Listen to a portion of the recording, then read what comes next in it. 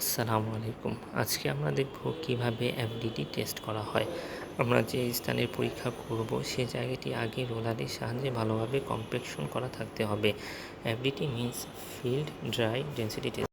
FDT test মূলত করা হয় মাটির কম্প্যাকশন ঠিকমতো হয়েছে কিনা সেটি জানার জন্য। এর জন্য আমাদের প্রয়োজন একটি বেস প্লেট, চামচ, স্যান্ড কোন, ওজন পরিমাপক যন্ত্র, ব্রাশ, ক্যান। চামচের সাহায্যে হোল করে স্যাম্পল তুলতে হবে। 1.5 মিলিমিটার অর্থাৎ 6 ইঞ্চি গভীরতা পর্যন্ত গর্তটি করতে হবে। যে হোলটা আমরা করেছি সেখান হতে প্রাপ্ত স্যাম্পলের ওয়েট নিব। তারপর স্যান্ড কোনটির ওজন নিতে হবে। স্যান্ড কোনে আনুমানিক 7 কেজি স্যান্ড থাকতে হবে। ওজন নেওয়া শেষ হলে বেস প্লেটের ওপর স্যান্ড কোনটি বসাতে হবে এবং চাবিটি খুলে দিতে হবে। স্যান্ড পরিপূর্ণ হওয়া পর্যন্ত অপেক্ষা করতে হবে।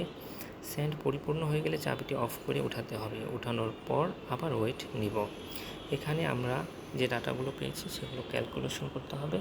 এফডিটি টেস্টের পুরো প্রসেস আপনাদের দেখানোর চেষ্টা করেছি। সবাইকে ধন্যবাদ।